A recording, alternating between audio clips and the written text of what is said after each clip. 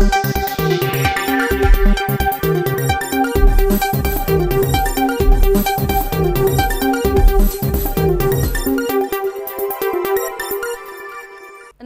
ವೀಕ್ಷಕರೇ, ಈ ನ್ಯೂಸ್ ಟಿವಿಯ ಸ್ಪೀಡ್ ನ್ಯೂಸ್ಗೆ ಸ್ವಾಗತ. ದೇಶ ಮತ್ತು ರಾಜ್ಯದ ಸಮಗ್ರ ಸುದ್ದಿಗಳು ಹಾಗೂ ಸ್ಥಳೀಯ ವಿದ್ಯಮಾನಗಳ ಪಟಾಪಟ್ ಸುದ್ದಿಗಳು. ಬೆಂಗಳೂರಿನ ಸರ್ವತೋಮುಖ ಅಭಿವೃದ್ಧಿಗಾಗಿ ರಾಜ್ಯ ಸರ್ಕಾರ ಘೋಷಿಸಿರುವ 2,000 ಕೋಟಿ ರೂಪಾಯಿ ವಿಶೇಷ ಪ್ಯಾಕೇಜ್ ಇದೀಗ ರಾಜಕೀಯ ವಾಗ್ವಾದಕ್ಕೆ ಕಾರಣವಾಗಿದೆ. ಬೆಂಗಳೂರಿನ ಸರ್ವತೋಮುಖ ಅಭಿವೃದ್ಧಿಗಾಗಿ ಬಿಡುಗಡೆ ಮಾಡಲಾಗಿರುವ ಒಟ್ಟು 2,000 ಕೋಟಿ ರೂಪಾಯಿ ಮೊತ್ತದ ವಿಶೇಷ ಪ್ಯಾಕೇಜ್ ಹಂಚಿಕೆಯಲ್ಲಿ ಆಡಳಿತಾರೂಢ ಕಾಂಗ್ರೆಸ್ ಶಾಸಕರ ಕ್ಷೇತ್ರಗಳಿಗೆ ಭರಪೂರ ಅನುದಾನ ಹರಿದು ಬಂದಿದೆ. ಸರ್ಕಾರದ ಈ ನಡೆಗೆ ಪ್ರತಿಪಕ್ಷ ಬಿಜೆಪಿ ತೀವ್ರ ಆಕ್ಷೇಪ ವ್ಯಕ್ತಪಡಿಸಿದ್ದು, ಅನುದಾನ ಹಂಚಿಕೆಯಲ್ಲಿ ರಾಜಕೀಯ ಮಾಡಲಾಗಿದೆ ಅಂತ ಆರೋಪಿಸಿದೆ.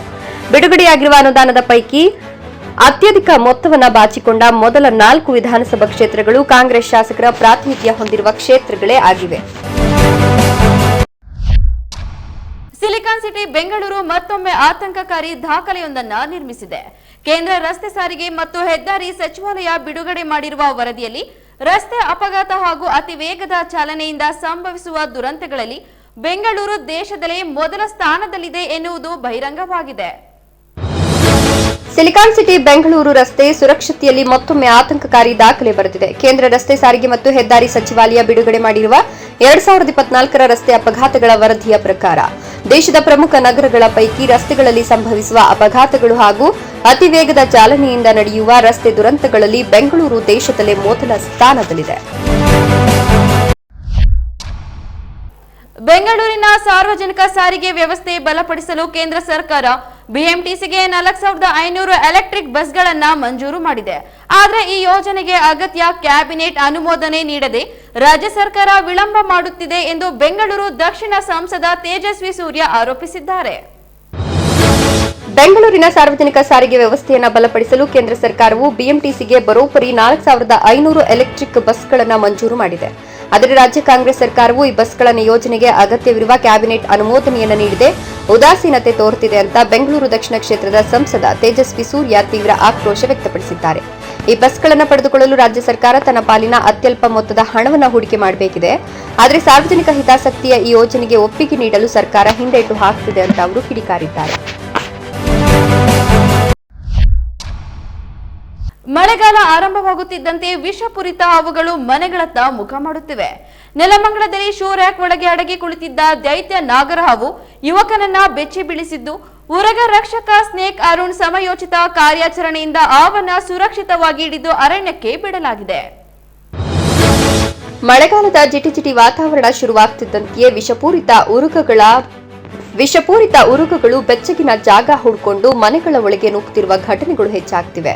ಇದೀಗ ನೆಲಮಂಗಲ ನಗರದ ರಾಶಿ ಗೇಟ್ ವೇ ಬಡಾವಣೆಯಲ್ಲಿ ಇಂಥದ್ದೇ ಒಂದು ಮೈ ಜುಮ್ ಎನಿಸುವ ಘಟನೆ ನಡೆದಿದ್ದು, ಮನೆಯ ಹೊರಗಿದ್ದ ಶೂ ರ್ಯಾಕ್ ಒಳಗೆ ದೈತ್ಯ ನಾಗರಹಾವೊಂದು ಪ್ರತ್ಯಕ್ಷವಾಗಿದೆ. ಮನೆಯೊಂದರಲ್ಲಿ ಯುವಕನೊಬ್ಬ ಹೊರಗೆ ಹೋಗಲೆಂದೇ ಶೂ ರ್ಯಾಕ್ನಿಂದ ಶೂ ತೆಗೆದುಕೊಳ್ಳಲು ಮುಂದಾಗಿದ್ದಾನೆ. ಈ ವೇಳೆ ಆತನ ಅರಿವಿಗೂ ಬಾರದಂತೆ ಶೂಗಳ ಮಧ್ಯೆ ಸುರುಳಿ ಸುತ್ತಿಕೊಂಡು ಕುಳಿತಿದ್ದ ದೈತ್ಯ ನಾಗರಹಾವು ಪ್ರತ್ಯಕ್ಷವಾಗಿದೆ. ಯುವಕ ತೀವ್ರ ಆತಂಕಕ್ಕೊಳಗಾಗಿ ಕಿರುಚಾಡ್ತಾ ಹಿಂದಕ್ಕೆ ಓಡಿದ್ದಾನೆ. ಕೂಡಲೇ ಕುಟುಂಬಸ್ಥರು ನೆಲಮಂಗಲದ ಪ್ರಸಿದ್ಧ ಉರುಗ ರಕ್ಷಕ ಸ್ನೇಕ್ ಅರುಣ್ ಅವರಿಗೆ ಫೋನ್ ಮಾಡಿ ಮಾಹಿತಿ ನೀಡಿದ್ದಾರೆ. ತಕ್ಷಣವೇ ಸ್ಥಳಕ್ಕೆ ಧಾವಿಸಿದ ಉರುಗ ರಕ್ಷಕ ಅರುಣ್ ಕುಮಾರ್ ಶೂ ರ್ಯಾಕ್ನಲ್ಲಿ ಅತ್ಯಂತ ಜಾಗರೂಕತೆಯಿಂದ ಅಡಗಿ ಕುಳಿತಿದ್ದ ನಾಗರಹಾವನ್ನ ಸುರಕ್ಷಿತವಾಗಿ ಹಿಡಿಯುವಲ್ಲಿ ಯಶಸ್ವಿಯಾಗಿದ್ದಾರೆ. ಬಳಿಕ ಅದನ್ನು ಯಾರಿಗೂ ತೊಂದರೆಯಾಗದಂತೆ ಅರಣ್ಯ ಪ್ರದೇಶಕ್ಕೆ ಬಿಡಲಾಗಿದೆ. ಮಳೆ ಹಾಗೂ ಬಲವಾದ ಗಾಳಿಯ ಪರಿಣಾಮ ಪ್ರಮುಖ ನಗರಗಳಲ್ಲಿ ವಾಯು ಮಾಲಿನ್ಯ ಪ್ರಮಾಣ ಕಡಿಮೆಯಾಗಿದ್ದು, ವಾಯು ಗುಣಮಟ್ಟ ಸೂಚ್ಯಂಕವು ಉತ್ತಮ ಮಟ್ಟದಲ್ಲಿದೆ. ರಾಜ್ಯದಲ್ಲಿ ಮುಂಗಾರು ಮಾರುತಗಳ ಪ್ರಭಾವ ಹೆಚ್ಚಾಗಿರುವುದರಿಂದ ಕರಾವಳಿ ಮತ್ತು ಒಳನಾಡಿನ ಬಹುತೇಕ ಜಿಲ್ಲೆಗಳಲ್ಲಿ ಉತ್ತಮ ಮಳೆಯಾಗುತ್ತಿದೆ.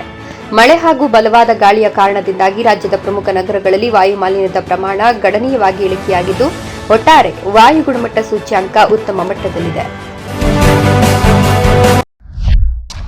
3 ದಿನಗಳ ಐತಿಹಾಸಿಕ ವಿದೇಶ ಪ್ರವಾಸದ ಅಂಗವಾಗಿ ಪ್ರಧಾನಿ ನರೇಂದ್ರ ಮೋದಿ ಸೆಷಲ್ಸ್ಗೆ ಭೇಟಿ ನೀಡಿದ್ದಾರೆ. ಪ್ರಧಾನಿ ನರೇಂದ್ರ ಮೋದಿ ತಮ್ಮ ಐತಿಹಾಸಿಕ 3 ದಿನಗಳ ಪ್ರವಾಸದ ಅಂಗವಾಗಿ ಸೆಷೆಲ್ಸ್ಗೆ ತೆರಳಿದ್ದಾರೆ. ಈ ವೇಳೆ ಸೆಷೆಲ್ಸ್ನ ಸ್ಟೇಟ್ ಹೌಸ್ನಲ್ಲಿ ಮೋದಿಗೆ ಸಾಂಪ್ರದಾಯಿಕ ಸರ್ಕಾರಿ ಗೌರವ ವಂದನೆಯನ್ನು ನೀಡಲಾಯಿತು. ಇದು ಉಭಯ ದೇಶಗಳ ನಡುವಿನ 50 ವರ್ಷಗಳ ರಾಜತಾಂತ್ರಿಕ ಬಾಂಧವ್ಯದ ಸಂಕೇತವಾಗಿದೆ. ಸ್ಟೇಟ್ ಹೌಸ್ನಲ್ಲಿ ಪ್ರಧಾನಿ ಮೋದಿ ಅವರನ್ನ ಸೆಷೆಲ್ಸ್ ಅಧ್ಯಕ್ಷ ಪ್ಯಾಟ್ರಿಕ್ ಹರ್ಮನಿ ಆತ್ಮೀಯವಾಗಿ ಸ್ವಾಗತಿಸಿದರು.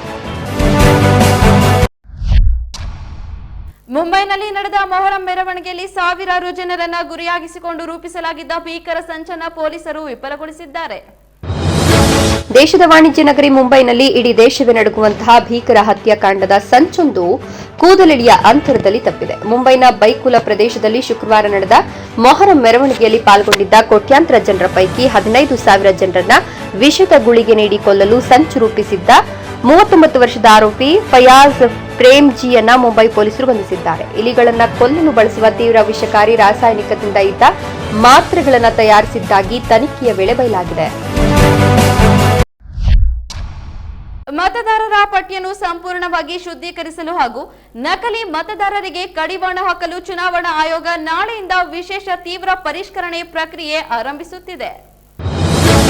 ಭಾರತೀಯ ಚುನಾವಣಾ ಆಯೋಗವು ಮತದಾರರ ಪಟ್ಟಿಯನ್ನು ಸಂಪೂರ್ಣವಾಗಿ ಶುದ್ಧೀಕರಿಸಲು ಹಾಗೂ ನಕಲಿ ಮತದಾರರಿಗೆ ಬ್ರೇಕ್ ಹಾಕಲು ನಾಳೆಯಿಂದ ಅತ್ಯಂತ ಕಟ್ಟುನಿಟ್ಟಿನ 3ನೇ ಹಂತದ ವಿಶೇಷ ಸಮಗ್ರ ಪರಿಷ್ಕರಣೆ ಪ್ರಕ್ರಿಯೆಯನ್ನು ಆರಂಭಿಸಿದೆ. ಕರ್ನಾಟಕ ಸೇರಿದಂತೆ ದೇಶದ 16 ರಾಜ್ಯಗಳು ಹಾಗೂ 3 ಕೇಂದ್ರಾಡಳಿತ ಪ್ರದೇಶಗಳಲ್ಲಿ ಈ ಬೃಹತ್ ಕಾರ್ಯಾಚರಣೆ ನಡೆಯಲಿದೆ.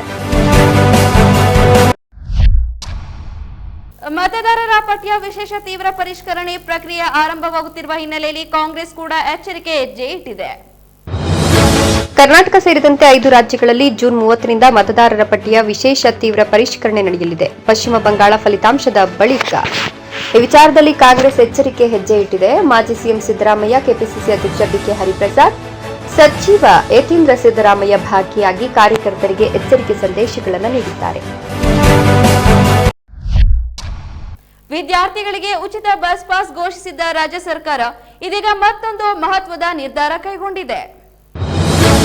ರಾಜ್ಯ ಸರ್ಕಾರ ಇತ್ತೀಚೆಗೆ ಫ್ರೀ ಬಸ್ ಪಾಸ್ ಘೋಷಿಸುವ ಮೂಲಕ ವಿದ್ಯಾರ್ಥಿಗಳಿಗೆ ದೊಡ್ಡ ಗುಡ್ ನ್ಯೂಸ್ ನೀಡಿತ್ತು. ಇದೀಗ ಮತ್ತೊಂದು ಸಿಹಿ ಸುದ್ದಿಯನ್ನು ನೀಡಿದೆ. ಅದೇನೆಂದರೆ, ಈಗಾಗಲೇ ಪಾವತಿಸಿಕೊಂಡಿರುವ ಬಸ್ ಪಾಸ್ ಶುಲ್ಕವನ್ನು ಮರುಪಾವತಿ ಮಾಡಲು 4 ಸಾರಿಗೆ ನಿಗಮಗಳಿಗೂ ಅಧಿಕೃತ ಆದೇಶ ಹೊರಡಿಸಲಾಗಿದೆ. ಈ ನ್ಯೂಸ್ ಟಿವಿಯ ಸ್ಪೀಡ್ ನ್ಯೂಸ್ ಜೊತೆಗೆ ತಪ್ಪದೆ ವೀಕ್ಷಿಸಿ. ಈ ನ್ಯೂಸ್ ಟಿವಿಯ ಮುಖ್ಯ ಸಂಚಿಕೆ ರಾತ್ರಿ 8:30ಕ್ಕೆ.